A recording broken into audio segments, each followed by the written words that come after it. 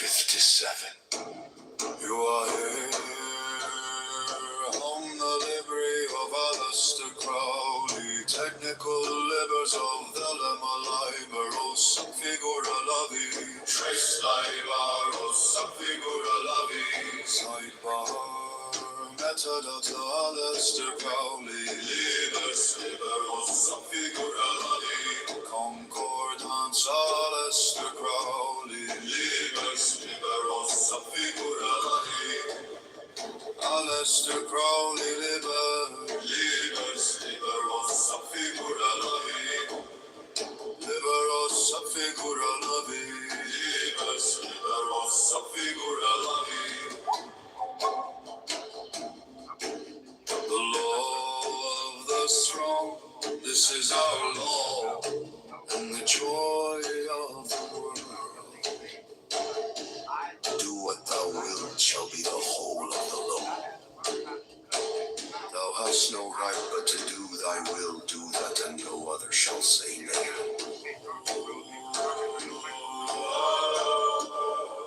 Every man and every woman is a star. There is no God but man. One man has the right to live by his own law, to live in the way that he wills to do, to work as he will, to play as he will, to rest as he will, to die when and how he will. Man has the right to eat what he will, to drink what he will. Place near me where it's out of this world. I love Italian. Some of these house dressing. Dr. Jordan, I've got a question for you. Shoot. You're such a lovable, affable, funny, intelligent man. Where is Mrs. Humperdinck in your life? Good question. Well, I'm courting a gal who I don't know where it's going, but we'll see. Maybe something will come of it. Unlike you, I like the old gals, not the younger ones. I like the older ones.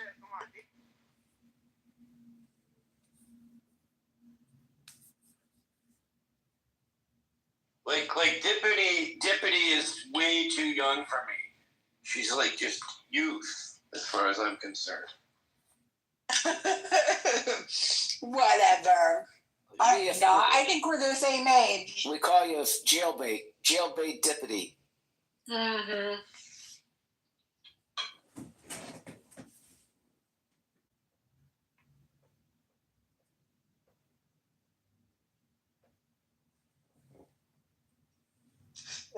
I'm not gonna lie, y'all. That omelet was busting. She said, I got avocado on this thing. What you know about that? That omelet was buzzing. Good for you. Yeah, that sounds like a good dinner. When I was gonna skip it altogether, yeah, it was not half bad.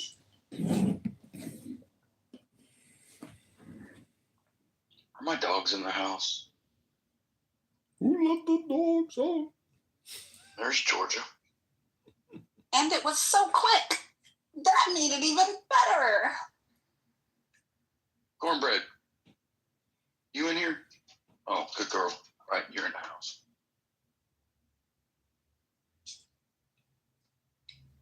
I'm out of tea.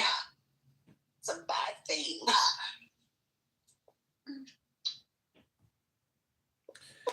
Love me some chai. I'm not big on a lot of other teas, though, unless it's like iced tea.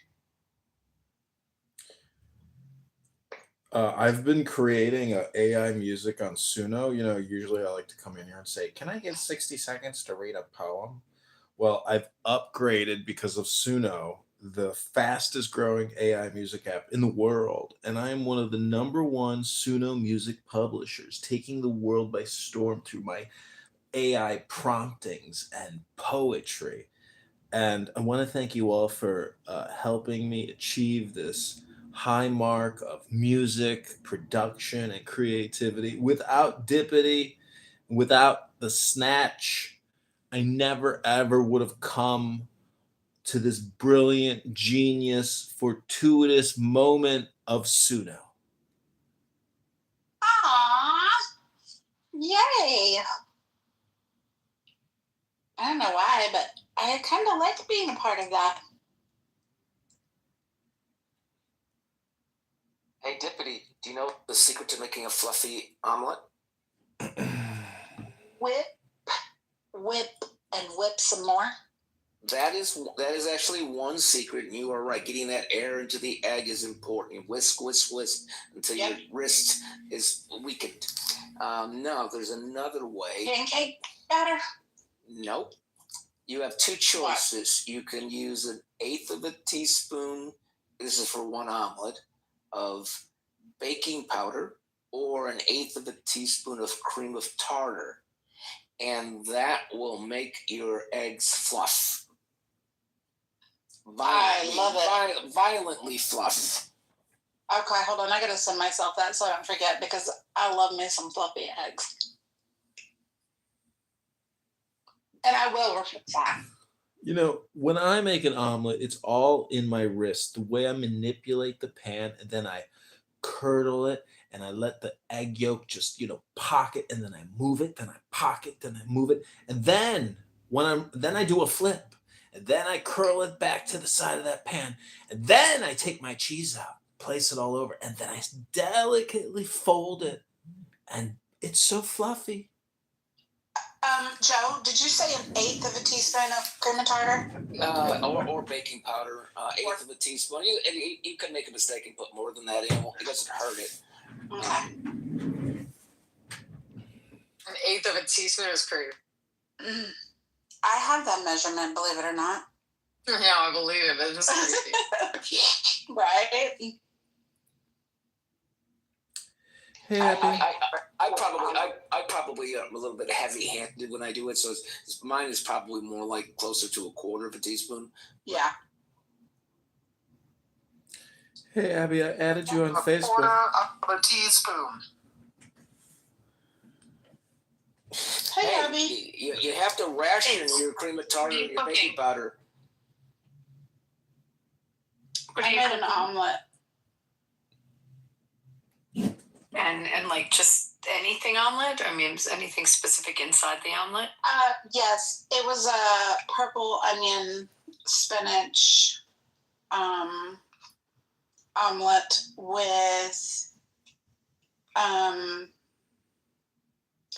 avocado and balsamic tomatoes on the side. How does the avocado do though? Like, doesn't it get too mushy, or does it keep its consistency? Oh, I don't cook the avocado with the omelet. I just put it on the side and keep it cold. No, go ahead. I'm sorry. Everybody look at the chat. No, I was just interrupting real quick in the lull between y'all's conversation. No worries. Keep going. Wait, what? In the lull between our conversation, what? I was like, look at the chat. Oh, okay. This happened yesterday. Crushed avocado with a little bit of lemon is the bomb. So here I am, Joe, once again in Philly, and you're going to start talking about cheesesteaks, and I'm going to end up in my car driving somewhere to get one. I think you're going to go to South Philly to see Danny. I'm going to see Denny, but not at night. Like, I don't think they stay open that late. So this may be like, if it's a late night one, I'm not going to break down and go to Pat's, but like I might drive out to Del Sandro's or something. But if you start talking about it, this is what happened last time. I don't know how many calories later. And it's not like there aren't nice restaurants to sit and have like a good steak, but it's on the main line. You can't find a steakhouse. I know. I'm actually down on the square. Yeah, there's great steakhouses. There's actually probably too many steakhouses here. In these cities that are very ethnic, I wish the steakhouses didn't take over. Like, I wish there's more great Italian and, like really keeping with the original ethnic cooking that's here. If that makes sense. Yeah, the only, I live so close to Philly, I just don't go there as often as I probably should. But I used to go once a quarter to a law firm there hosted a quarterly franchise meeting in the morning at the Union League. And the Union League is a fucking beautiful place. I'm a member there. Now you're saying that. Now I'm thinking maybe I should head over, but I'm in jeans, and it's a whole other situation. Well, the Palms was only a couple blocks away. The Palms had good meat. No, there's better. Like Butcher and Singer's better. There's better steakhouses. But now that you just said the Union League, now I'm thinking maybe I have to change my pants and go over there. That's a problem. You can't wear jeans. I like that place. I really like that place. It's just so old world cool. So guys, give you perspective what we're talking about.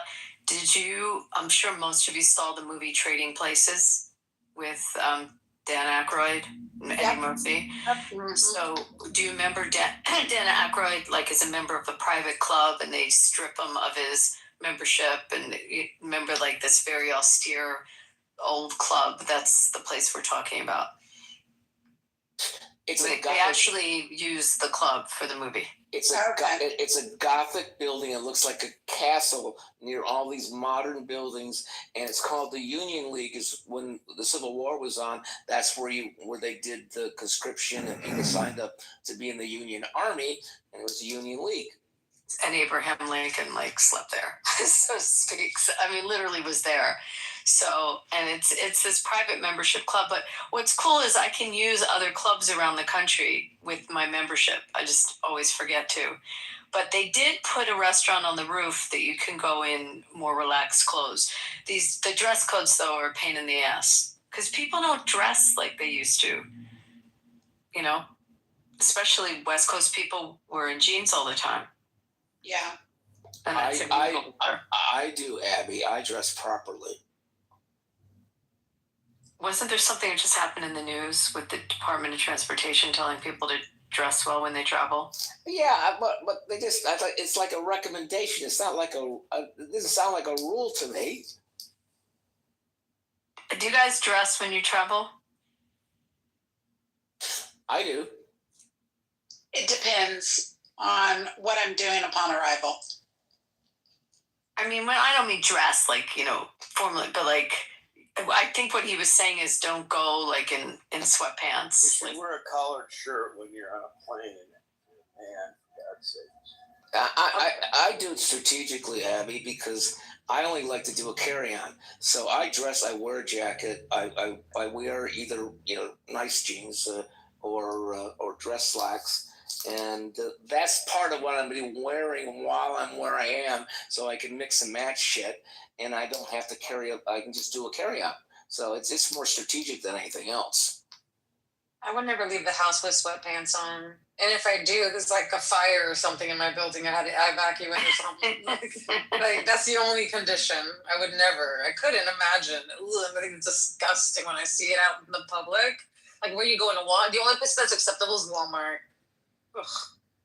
Yeah, well, people fly gross now, and they first of all, the whole concept of getting on an airplane in shorts is weird for me because I don't know who was on that seat or what's on that seat, and I'm going to be there for a while. And so that part, I never really understood, but people, I mean, there used to be some kind of dress code on airplanes. And I've seen videos where if you're too skimpily, is that a word, skimpily, dressed, they can ask you to leave. But it's interesting for a man to wear a collared shirt. I agree. I think they should. But they don't. They wear, warm-up tracksuits, things like that.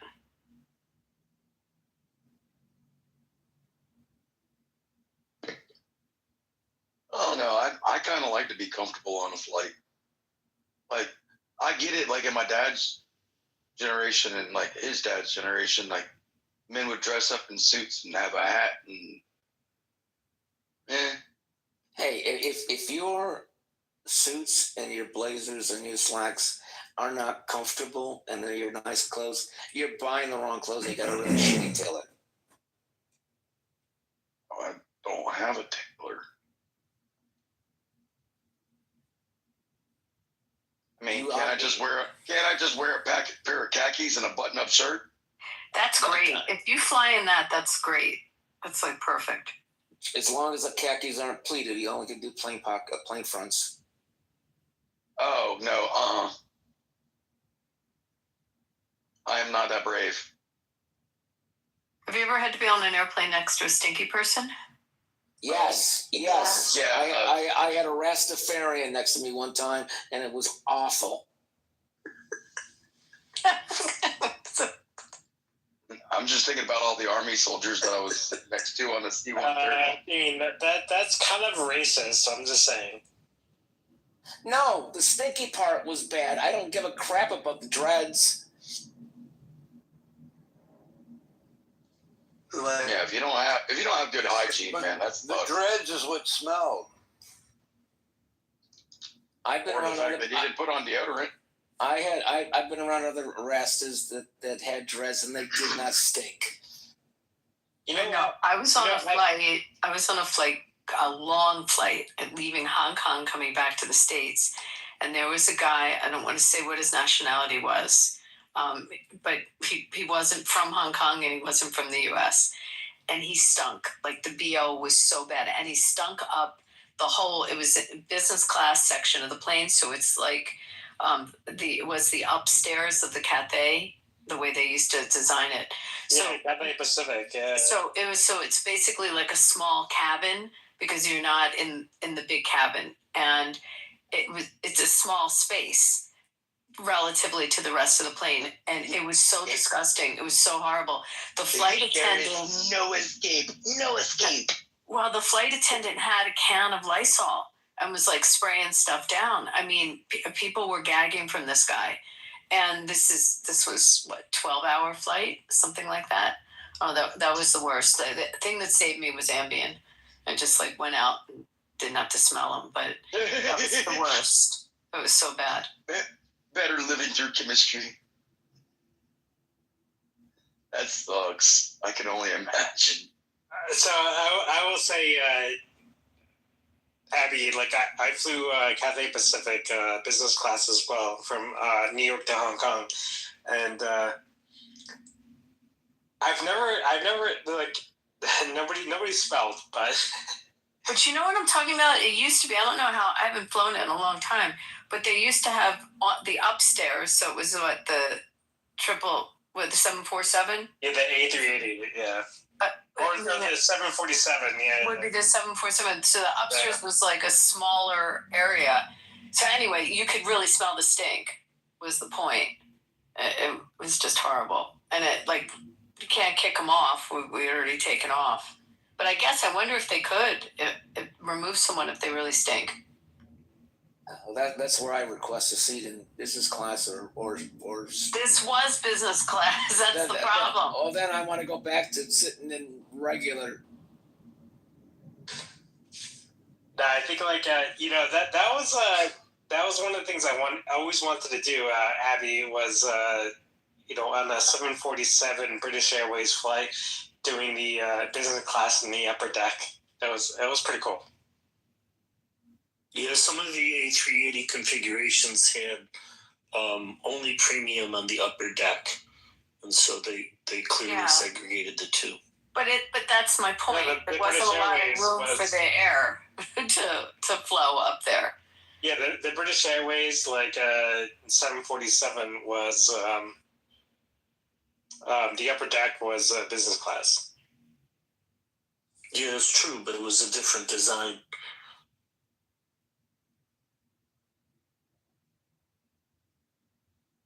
Anyway, the other question is, when you're in a situation where someone stinks, this is another thing that's happened to me, where I'm trying to think how many years out in practice, maybe practicing law like 4 or 5 years. So I'm relatively young, and my secretary stunk, like really stunk. and the senior partner at the firm, and she was a good secretary. She was from Ireland. And the senior partner said to me that I either had to fire her or tell her to bathe. Either, but he wasn't going to put up with it. His office stunk too much. So that was horrible because like I had it on me. I had to tell her that she smelled. It was the worst thing. I don't know if any of you have ever had to do that or tell someone, but it's not easy. I had a very similar situation. So my boss had called me in and said that there had been complaints about the odor coming from one of the employees, and that I had to sit down and talk with him to explain the situation. But I was also told that HR had a lot of concerns about how I approached it because I had to be very careful. It's an HR nightmare. Oh, it was a total nightmare because they really tied my hands because you have to be very careful in how you approach it and being critical because it may be related to a medical issue, and then if it's related to a medical issue, you have to treat it differently. So I had to first. I didn't even want to have this conversation, but I had to first try to probe him in a non-confrontational way to find out if there may be some medical issues that could be related before I could have any discussion about changing his situation. Not only medical issues, there are even ethnicity issues. Well, yeah, it's a discrimination lawsuit waiting to happen. I mean, that's what's so crazy. So this, for me, it was so many years ago. It was before real HR kicked in and Me Too's and I mean, any of that stuff. So you just basically said it. You weren't going to get sued. I mean, what do you call that, Shanty Irish? No, I got very lucky because the employee was Did very you call it that, Shanty Irish? He admitted he had a problem and that he let his something was going on in his life. He let his situation down and he would change. But yeah, it was a nightmare for like a week or 2 weeks, I'd say. This girl just didn't bathe. I mean, she didn't use deodorant at all. So I also had it years later. I had an au pair that stunk. And so it was really horrible because like my kids were babies and my kids would, she'd have her arm around my kid's head and you could smell it. With her, part of the problem was not so much she bathed every day, but she didn't dry clean. Like her clothes smelled, and the problem was in the clothing. I just kept buying her bottles of perfume and deodorant to try to get rid of the problem. Yeah, I usually subcontracted those episodes to the HR group and told them to take care of it. So what are you supposed to say? How do you approach it today? I don't say anything. I send them to HR and make somebody like Serendipity do it. Okay, Serendipity, is she on the phone? Mm-hmm. What are you supposed to say today when someone stinks? You ask first if it's smegma. Oh, good God.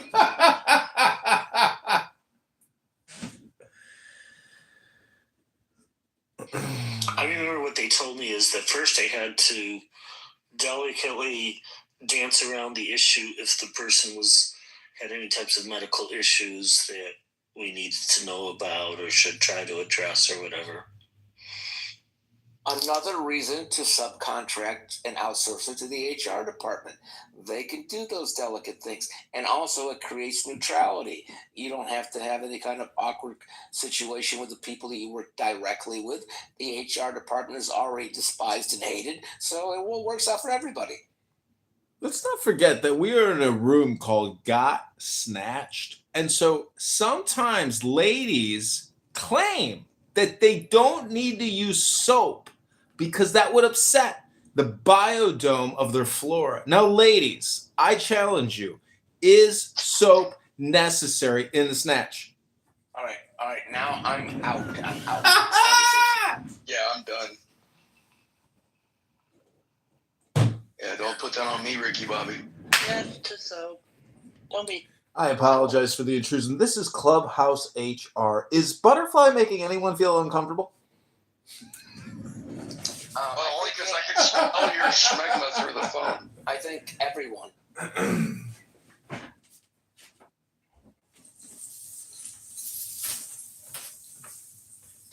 But you should be used to that.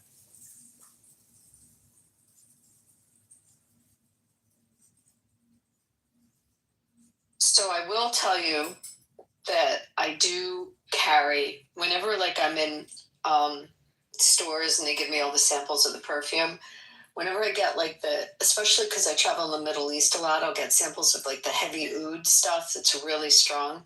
I carry it in my purse.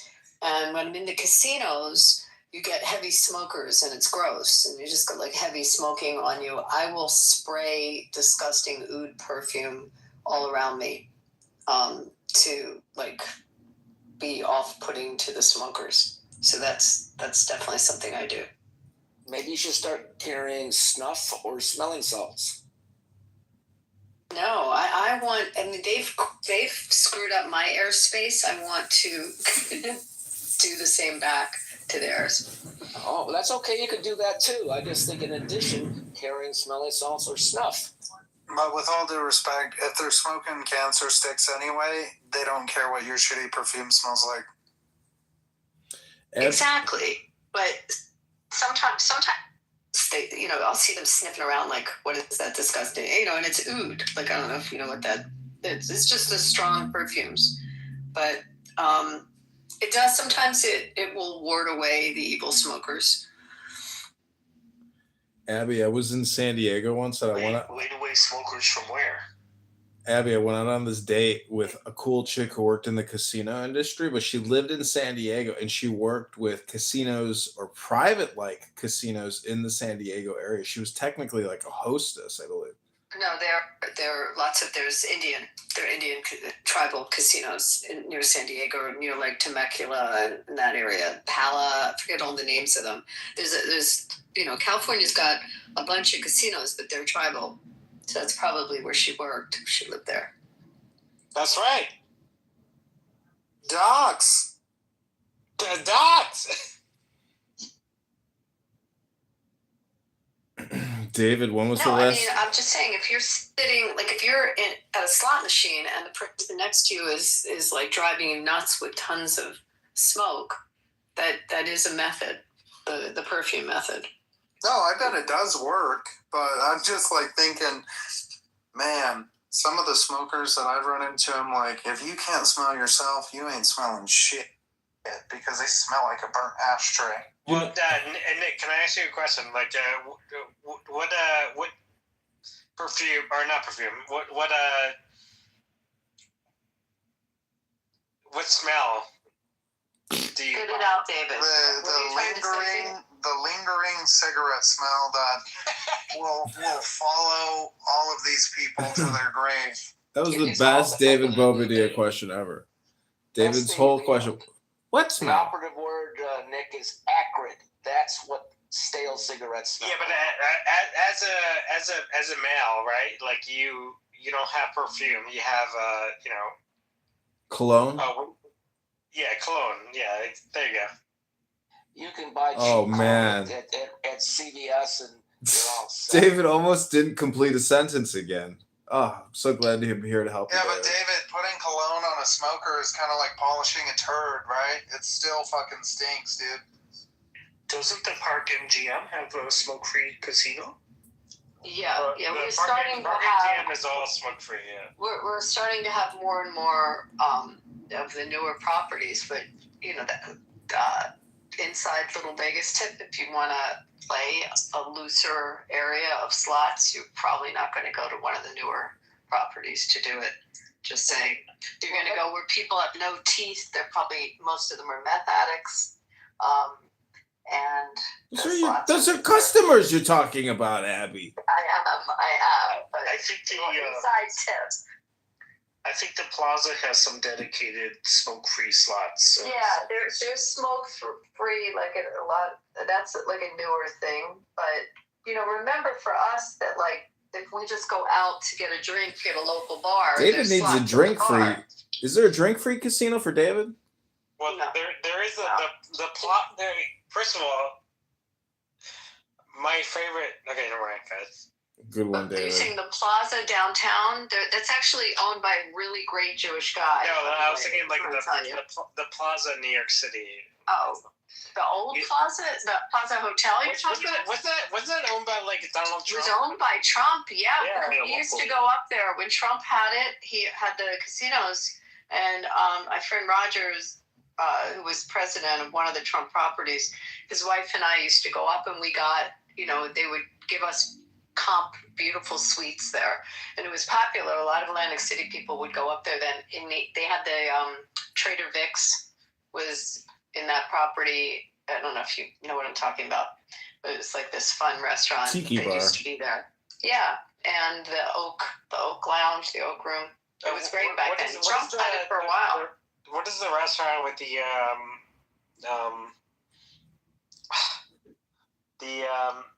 Vodka can cause brain damage.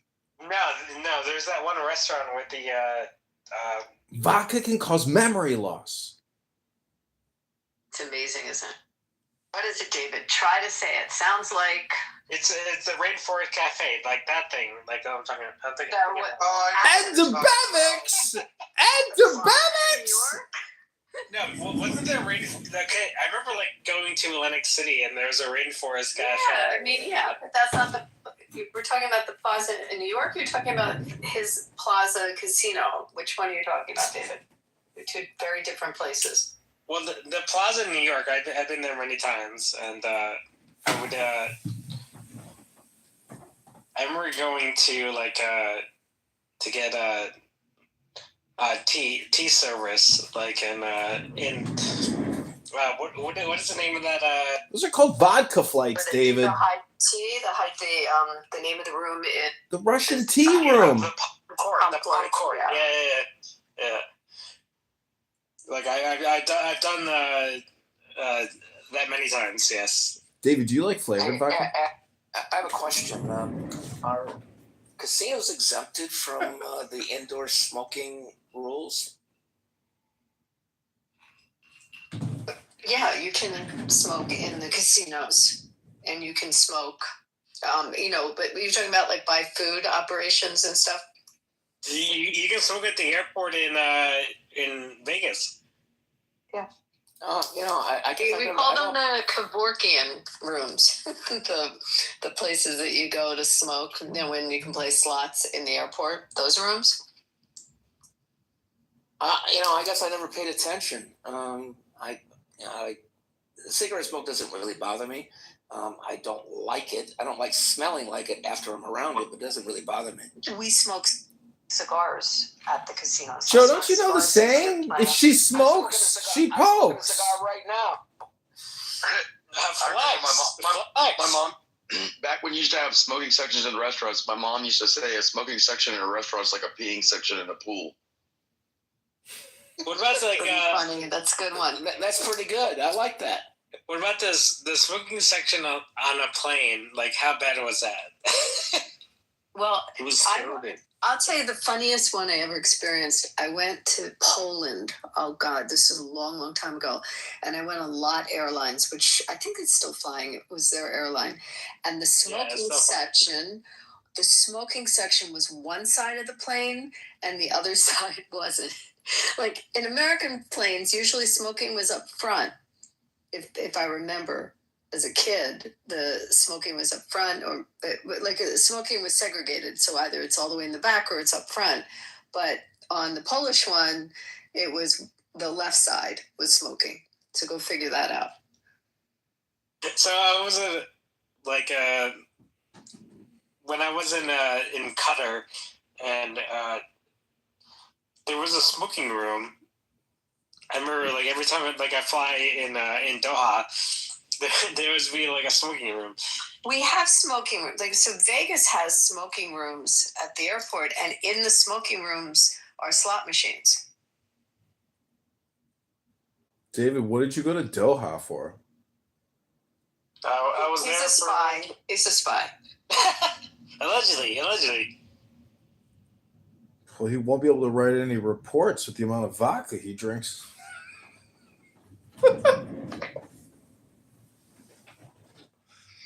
Well, the airlines found out that once they banned smoking, that they ended up saving a ton of money. So they were very appreciative of the ban. Abby, don't you think slot There's also, machines? I remember when I was in Doha? when I was in Dubai, the Emirates, you can smoke in the airport.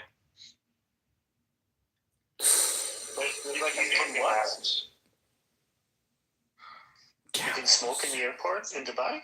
Camels are 25% like a off. smoking lounge, yeah.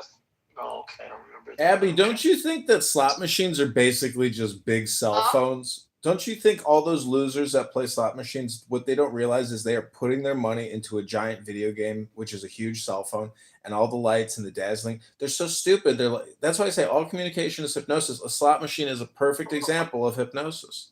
It's a fabulous thing, please. No, the technology is amazing, but is it not just a shitty video game and a blown up cell phone? Because you could play a slot machine app, and so my point is, people are. That's your opinion. It is my opinion. If you want to sit in your bathrobe But- and play at home, or if you want to, Well, the math- socialize, or and it's a different experience, obviously. And some people prefer the poker slots, which there is some skill with respect to that.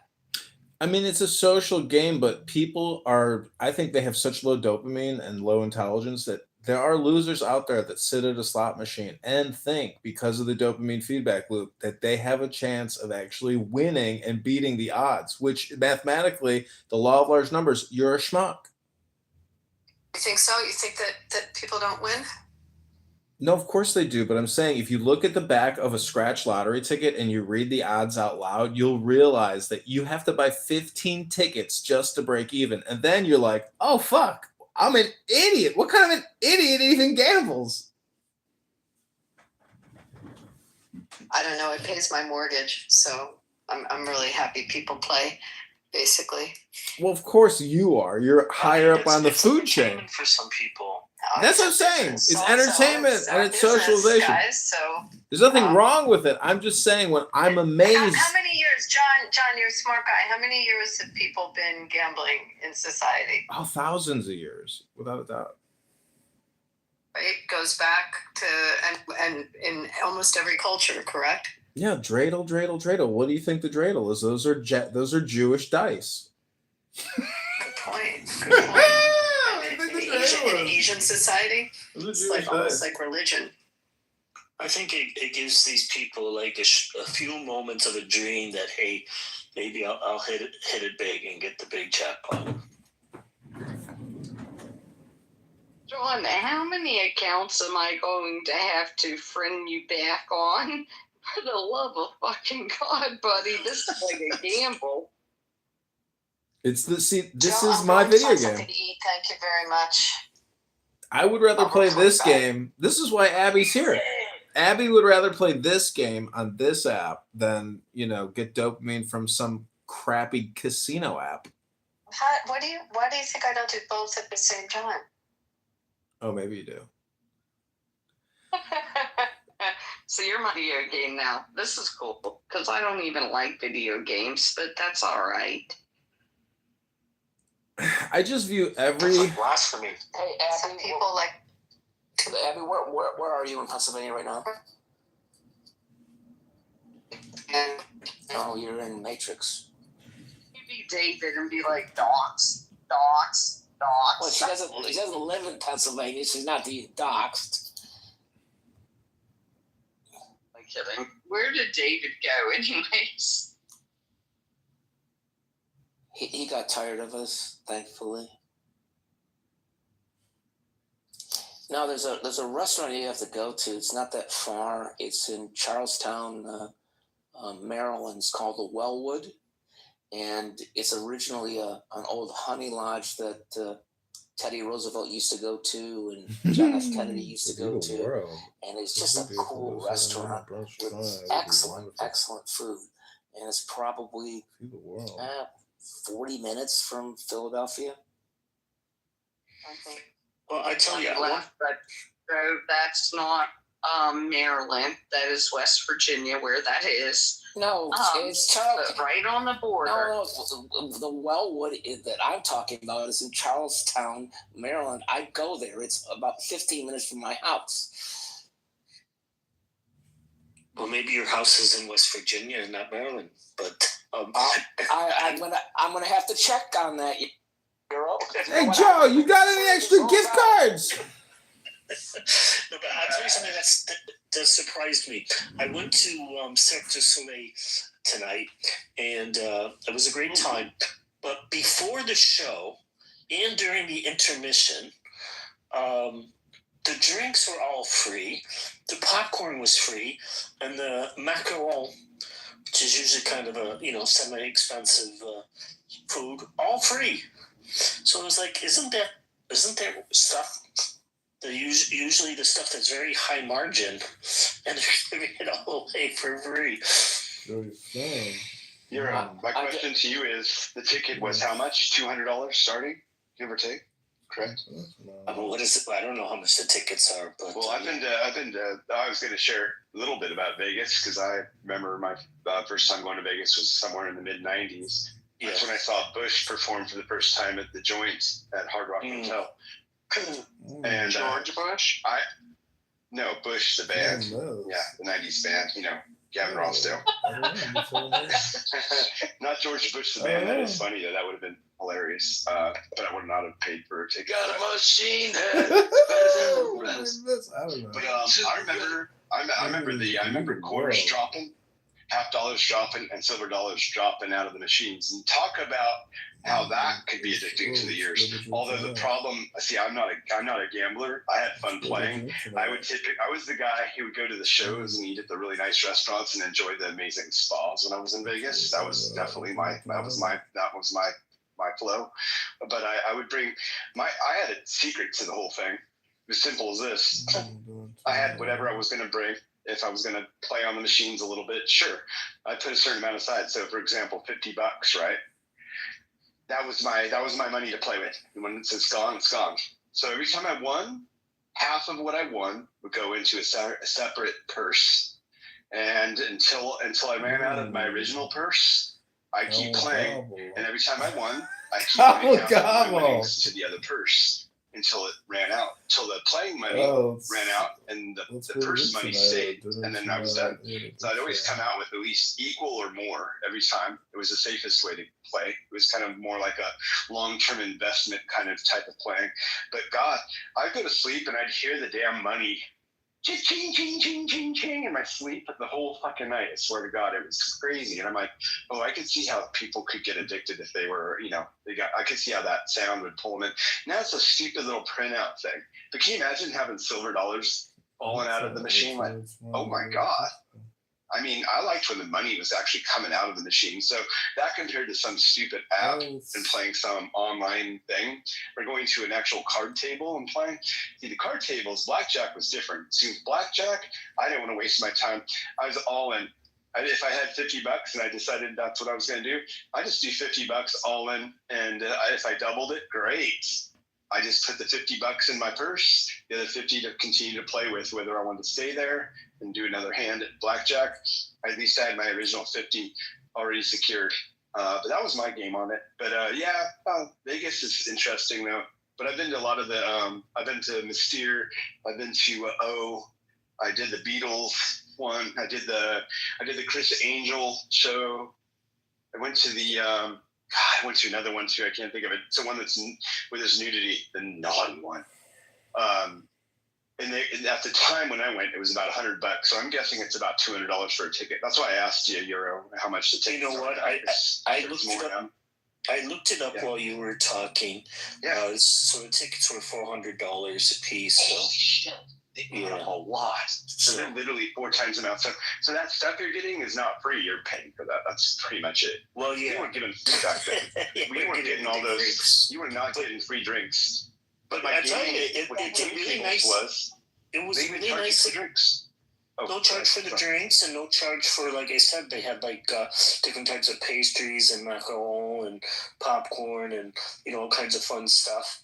And they had it's called this was in Paris, by the way, and it was called a VIP section, and I'm looking it up. Yeah, that we had access to a lot of things. I didn't take advantage of all of them, but like you got a chance to get like photos with the with the artists and stuff like that. Do you still get free drinks when you're out gambling at the machines? Do they still give you free drinks when you're playing? I don't know. I haven't gambled in a long time. It's a right. It's a right. Yeah, they do. Okay. Yeah. But I They used to Abby give them to was you in still the in here. tiniest glasses. Tell me more. Yeah, I'm I was gonna That's say. right. Yeah.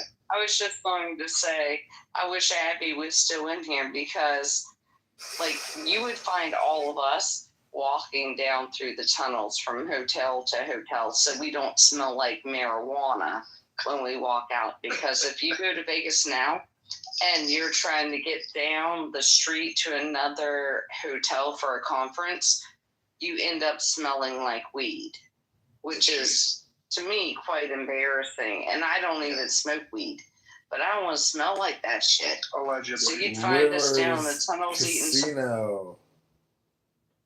Well, next time I go to Vegas, I'm going to do this Park MGM. I love the idea.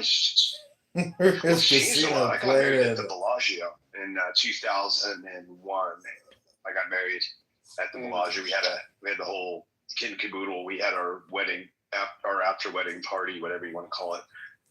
Who was at the for 12 people, and that was like a $5,000 meal at the time, probably $10,000 today. I mean, I feel like an old man next to me going, "Oh, I remember it was $100 for going to go see, Cirque du Soleil on $400." But what I was talking about with my game playing is one of the things I would do is I go to like the cheap machines and I would look for the waitress and I would sit. I'd make sure to plan my ass. Like I'd find her like just when her back's turning and get right to a machine right behind her and go, "Hey, can I have a drink?" Because that was always how you got the free drink. So I always knew how to game the drinks and game the system in there without. I wasn't stealing anything. I just was taking advantage at the highest end of my experience when I was there. Nice. So, Funny I haven't been there for so long, so it sounds like things changed. I mean, Let me ask you, how was it playing penny slots? Because, that was a long time ago when they had penny slots. Yeah, well, I live near the Shoemash Casino in Santa Barbara County. I used to work at a restaurant. A long time ago, I worked at a restaurant nearby there, and I'd take my tips and go there. It was only after a few times where I lost all of my tips going to the Shoemash Casino in San Ynez, California, where I just felt like I just felt gut punched when I lost all my money. It was only $50, $60 in tips as a busser at the point, and then at a certain time I started serving, and then I just got smart and I started taking my money to the strip club, and then that's what got me my gig DJing for 12 years at the strip club later on. But Remember when we were all going into Vegas back in February? I don't know if you ever made it or not. I had to cancel and gave my tickets away.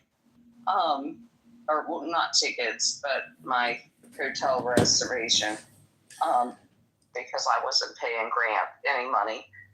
But nobody ever made it back to their fucking rooms. Sean, did you? I was like, Beth, guys. I hate to interrupt. Beth, Sean, did you just say you were a busboy and went broke at a strip club? I went broke at the casino, and then I decided if I'm going to go broke, I'm going to go broke buying lap dances. But nice enough. Continue, please. Fucking John. These little assholes wouldn't get back to the rooms. I'm like, you guys are staying at like the cheesiest place you can stay at, and you can't make it back to your rooms. Like, come on now. Figure out where you're going. No, I'm glad I gave away hotel room. I felt bad because my father-in-law passed and I had to fly to New York, but I was just like, can you imagine, Joe, us being stuck with all those little fuckers for all weekends? I never make it. It was like the hey. I've been to Vegas so many times, but I never paid for it. I was always on an expense account. So I wasn't paying for the hotel. I wasn't paying for the food. I wasn't paying for shit. So I always had like $1,000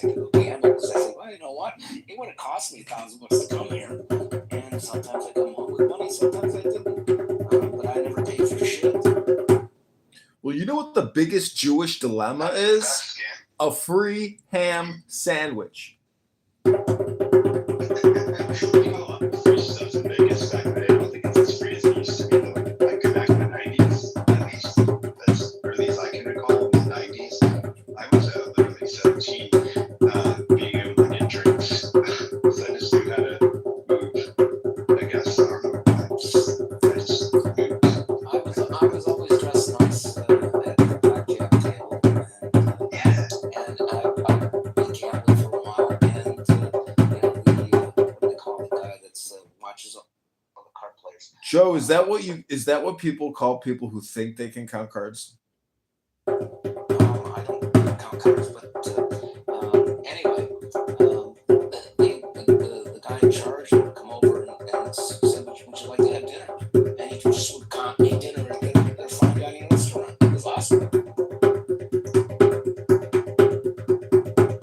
One of my favorite go-to places that I went to at least 3 times, and maybe 6 or 7 total trips that I went to Vegas from the 90s to mid 2000s was Delmonico Steakhouse in Monaco.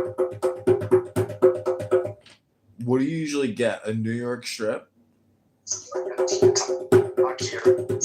It was really good restaurant, but I love the Venetian because it always felt like daylight. And I think the whole play on the daylight kept you awake longer. I thought it was brilliant. It was brilliant because you felt like you were in Italy. I loved the Venetian. Yeah, Sean, that was a trick question. The Delmonico is a New York strip. Oh yeah, it is a New York strip. Yeah, you know the steakhouse I'm talking about. Did you ever get to go there? No, I know what it is, and I've been to the Venetian, but I've been to the steakhouse. I know something like Caesars and Bacchus, and when the cafe, when the Rio Hotel was open, I used to stay there. I was in the Rio Hotel. I was in the off the strip, and it was a nice hotel. Is it Rio still there, or did they knock that down and rename it, rebrand it? What is the deal there? I know they closed it for whatever reason. I don't know what the status is. I know. I mean, I stayed at Circus back in the day when it was actually semi-cool. Can anybody else? So I'm with you. Can anybody else drink A1 steak sauce right out of the bottle? Because I can't. Oh my god! There's nothing I've ever paid ever in my life ever again. George, stop doing that. Don't be drinking A1 steak sauce out of the bottle. Oh, for the love of heavens. I do like it. Like, You like it, Beth? Really? You like A1 steak sauce? That's gonna be a shitty ass steak. I'm gonna say. Now it's a crappy steak. Just thinking about it makes my mouth all wet and salivary. I'm like a Pavlovian dog with a bell. Just say A1 steak sauce, my mouth just gushes with saliva.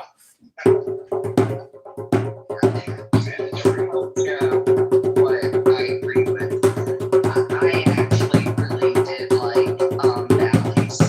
I don't stay there. I don't even think it's there anymore. I haven't been in 3 years, but they're knocking down all those like big hotels and rebuilding.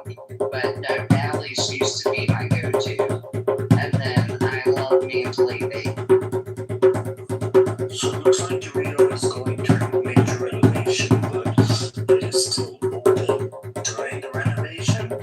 And it looks like they got 10,000 square meters of the casino floor has been refreshed. They have a nightclub. They did on the top of the building. Excellent house behind the guys. And we hung out there most of the time. Now the nightclub in the basement, you had to pay a cover. It was much more expensive to drink in. They don't want to strip. They're building I think it's a 4-story, maybe it's taller. It's either 4 stories or more. In-N-Out Burger. I'm like, what are you gonna do with a 4? You only make so many different items. It's burgers for crying out loud, but you're gonna do a 4-story In-N-Out Burger. I was like, wow, money. Apparently, it's very important to people in Vegas. I don't see what people see about In-N-Out. Like, I'm It's a regular hamburger. Like to me, it's I don't get it. You're in and out of the bathroom after you eat it. Like I don't know. I don't get what the thing is. I've eaten a lot of hamburgers. Okay, being your favorite president, right? We like McDonald's. We love McDonald's. As you remember, I worked there longer than Kamala. Okay. Yeah, I'm with you on In-N-Out. It is overrated, but the burgers are very good. Well, my complaint with In-N-Out, the French fries are always limp beef French fries.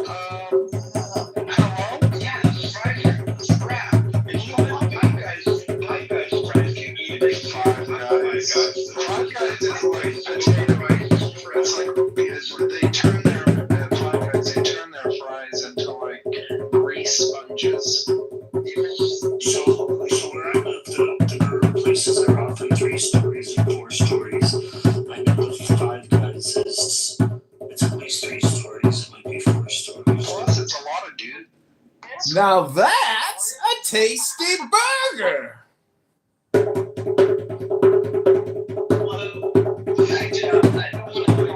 I don't mind to say I live in Florida, the only state that actually has dogs. What part of the country do you live in? What are you asking? I think she was first one to you, girl. Oh, I'm in Paris. So, like McDonald's is 3 stories or 4 stories. Paris, Washington. Oh, Cheval. No, Paris, so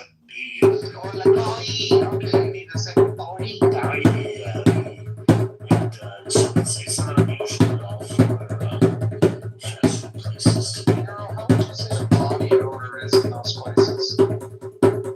I think it's fine. Well, to be honest, these burger places at 3 or 4 stories, I mean, it's mostly tourists, to be honest. It's like, Is it halal?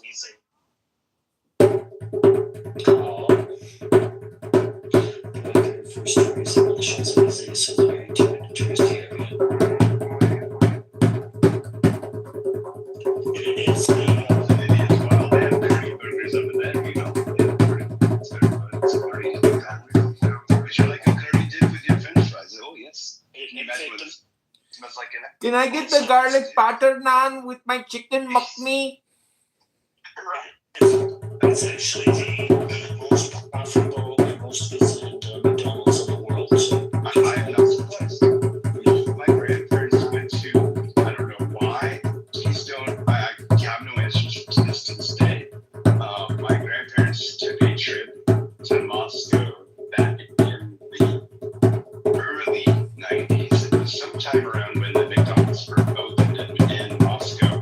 They went to some kind of a ballet or a play where Gorbachev was up in where basically where Abraham Lincoln got shot. Basically, the way they explained it to me as a kid, they were the same, whatever we call that, the theater, not where Abraham Lincoln got shot per se in the U.S., but something similar. They said they painted it to me. They said they were in this theater watching a play. I don't know what the play was, but Gorbachev was up there. They said when he finished, they said they wanted to get in line and cold ass Moscow, fucking freezing,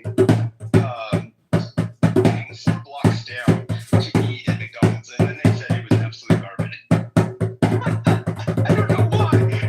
It's like when I was in Italy, I wanted to have authentic Italian food, and they constantly, the locals wanted to like send me to fucking Burger King. So I'm like, no, I don't care about that. I want the real shit, not this. I want American crap. we had something similar that happened here. Like, we didn't have Burger King for many years, and then it just opened like a few years ago. And when it opened, for some unknown reason, to me at least, like they would have incredible lines, and they would have to like hire security to man the lines because it would go. This message is brought to you by Steak Shake. Use coupon code Steak Shake tonight for 25% off at your local Steak Shake. Steak and Shake. It was crazy popular. Everybody wanted to go to Burger King for some reason. Did you ever go to Quick? Yeah, I've been to Quick.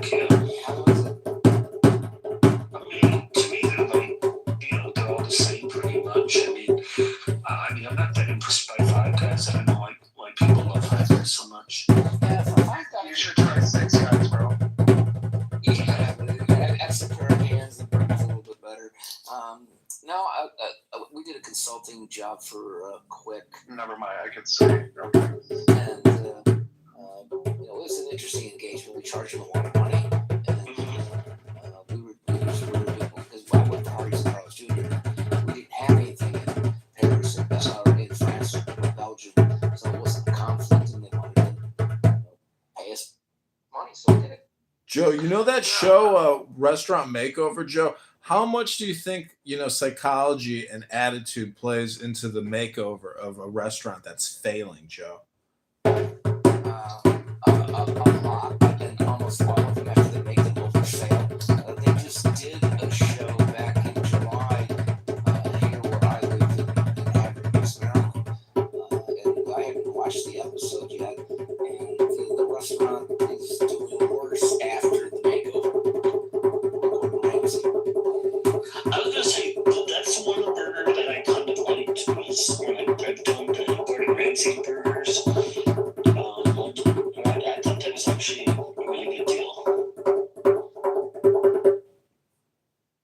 So I'm curious, Callie, I've not heard from you. What is your favorite? Like, if you were to do a fast food burger and fries, what is your go-to if you're gonna have one? What would you do? Hey, I've been running around doing stuff around here. I've been listening. You're talking about fast food favorites? Yeah, what's your go-to? What's your favorite go-to burger and fries? Oh, go-to. You know, it used to be a place that's not here anymore where I live called Backyard Burgers. And they I don't know where their headquarters is, but they had the best burgers, and they were so good with sweet potato fries. And they also had cobbler. It was so good, so good. But now, I guess my favorite place. I don't really have fast food that often. Do you ever go to Farmer Boys? We don't have that here. What's that? That's in California. No. Sounds good. Farmer Boys is very good. The Gordon Ramsay street burger, you get a burger, fries, and a drink. It was like 15 or 20 pounds, in London, which is a great price. And the burgers are really good quality. And you could get a cheese curtain, I guess it's called, over the burger if you want, which was really good. It was called a curtain? I think that's what it's called, That's isn't really it? interesting. Yeah. Describe a curtain. Describe a cheese curtain, so because I don't know what it is. Well, they I guess they. I'm not a cook, so I don't know how they do it, but I guess they cook the cheese over the burger in such a way that it forms like a little salad like layer or something. It's very tasty. What I was thinking you were saying, and would be taking the cheese and actually cooking it in a pan, and then getting a spatula and taking it out and laying on top of the burger. That kind of makes sense to me. Would it be? Do you think it might be that? It might be how they do it. I know that like when it's finished, it's like I even had people in the restaurant were even like taking pictures of it for Instagram. It like looks great and it tastes great when it's finished. Does it have a little bit of a crunch to the cheese? Yes. That's probably how they're doing it. That sounds good.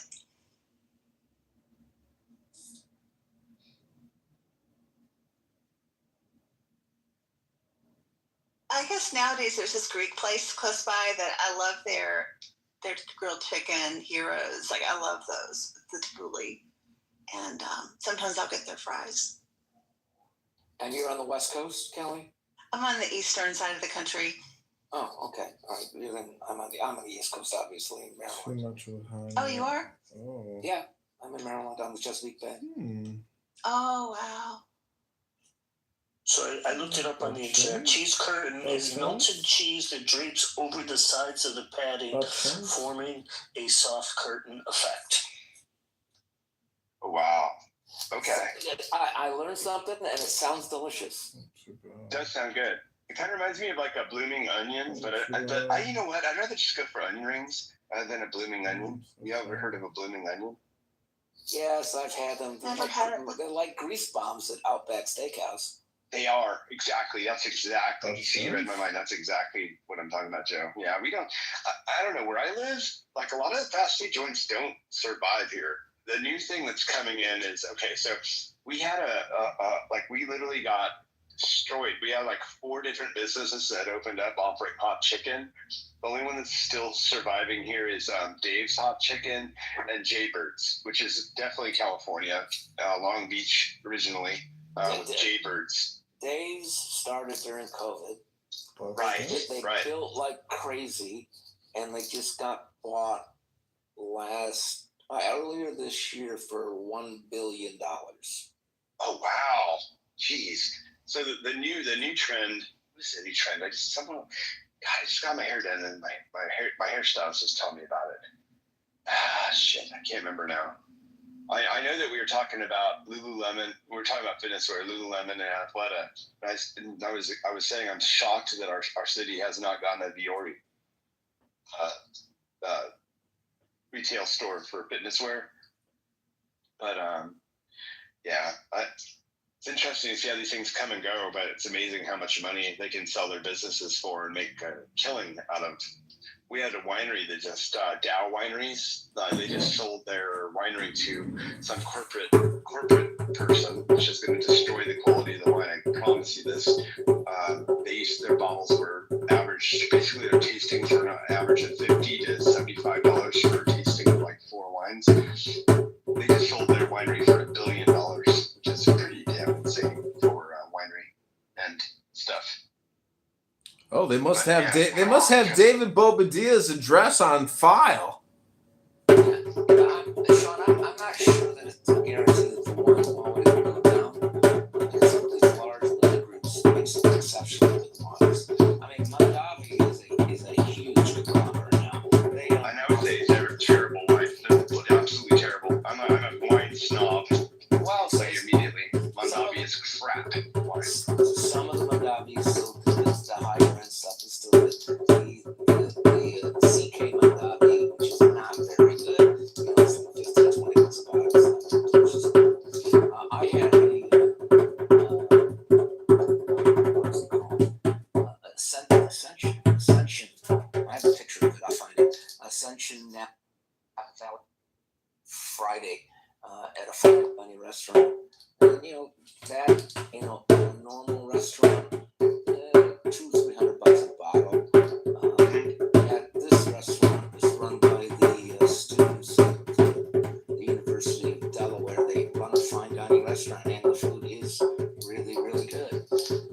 But because they want to serve the wines so that the students learn about them, they charge street prices. So the wine is exactly the same price as you would buy at a wine store or a liquor store. And so it was only $80 a bottle, which is what I could buy it for at the store. It's very good. I'll find the picture.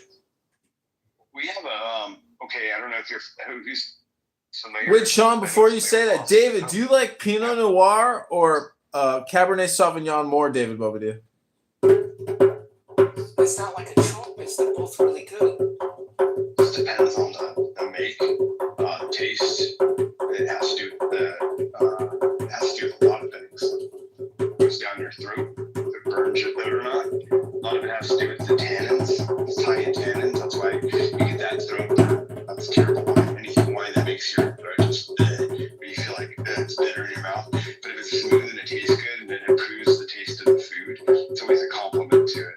But I'm a Mourvèdre. I love Mourvèdres. I love, Cab Sauves you can't go wrong with. Cab Sauves here are like, it's hard for someone to be outstanding with a Cab Sauv than another, but you're talking to someone who drinks, on average, bottles of wine that are $50 to $75 a bottle. Well, I make my own apricot wine, tomato wine. On the East Coast, they even can get there. But it's hard to, if you like wine and it's imported across all the U.S., it's typically crap. I mean, I think European wines don't even touch what's happening here in Paso Robles. It's better than Napa Valley. Yeah, I got the name wrong. It's Acumen. The picture in the PTR. It's an excellent Napa Valley for the 2019. It's delicious.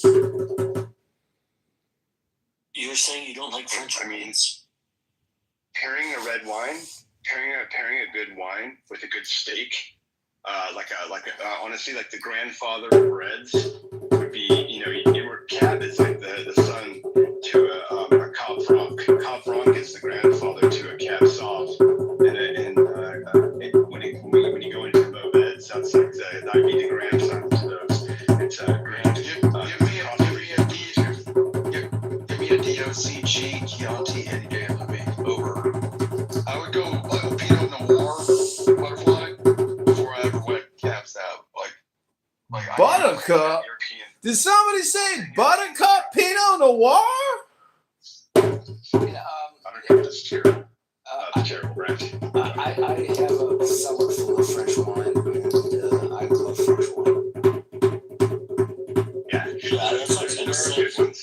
I like my wine like the way I like my snatch. If you pick those bottles up in France, it's different than what you're getting commercially imported because the time it takes to get there, if the quality is being secured, if it's been exposed to heat, there's a lot of variables there. Who got snatched? Totally talk wine. Who got snatched? David, when was the last time you tasted some snatch, David? For 27 years. Yeah, Look much cheaper in France. Fresh wines. And some of the better producers, they don't pack their cases vertically. They pack them laid down, and they keep much better that way. David, when was the last time you tasted some snatch? That's what the movie Sideways was all about. Sideways. Oh yeah, that was that, which is a fun movie. That was a fun movie. Most people hate it. It was a great movie too. Got destroyed because of that damn movie. Let me just tell you, knowing lots of great brewers and wine owners, including wine owner that I actually rent my Pilates studio from, Merlots are insane. Chenin Blancs are coming back in a big way. If you don't have a good Chenin Blanc, you're missing out. Pigtail Blancs are an effervescent wine that are like bubbles. I'll tell you, if you find a good Pigtail Blanc, you pretty much almost would have to come here to have one.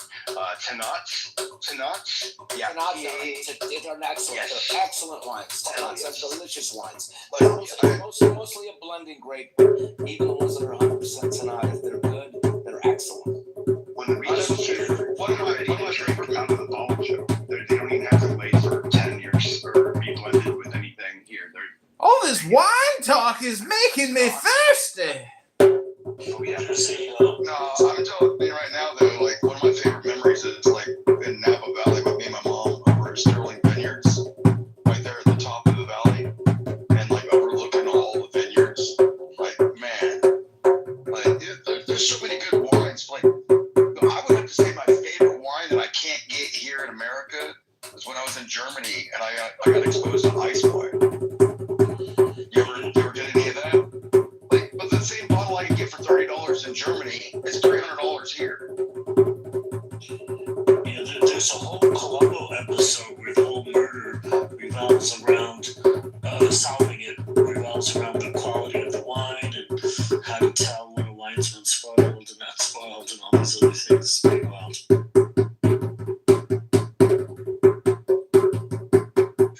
Give me a reason to eat some like bread with oil and balsamic vinegar and give me a good red. Or if I'm doing fruits and cheeses, then yeah, I might go for a Riesling or something like that. Just sprinkle the hors d'oeuvres all over her snatch. Excellent Riesling. I'm down with good wine though. Like that's Rieslings, New York State, excellent Rieslings. The reds, not so much. They do. Dr. Constantine Franck has a very good Pinot, and it wins awards and it beats California wines from time to time in the awards. a Grigio or a Noir. Noir. Oh, Any of you familiar with Justin? I'm not Justin big on Winery. Grigios. Yes, I am. Isosceles would be the cream of the crop.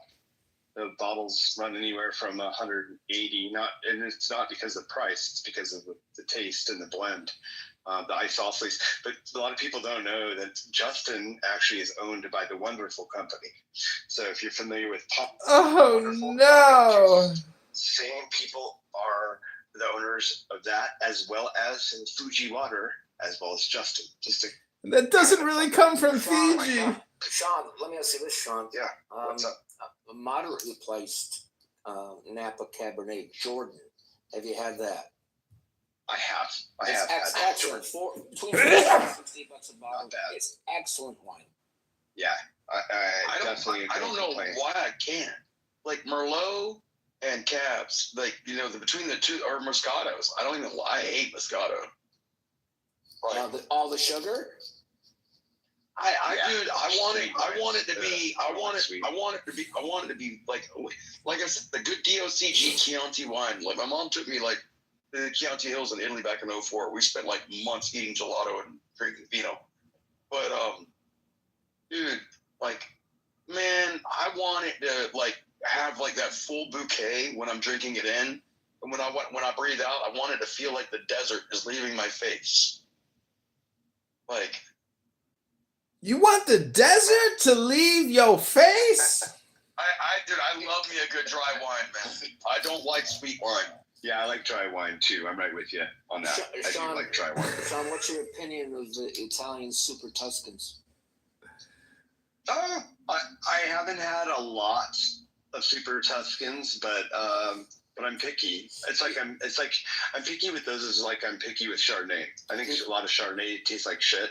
I hate to say it, but I'm a bit bougie with Chardonnays. Those Chardonnays I like end up running $100 a bottle or more. Yeah, Super Tuscans, they're never DOCG because they can't be, because Super Tuscans have Italian grapes in.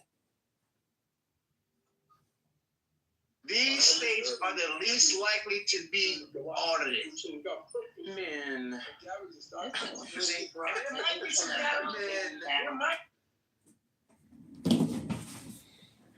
Okay, this is AI music. Here we go. Back into Suno. To dwell where he will, to move as he will on the face of the earth. Every man has the right to think what he will, to speak what he will, to write what he will, to draw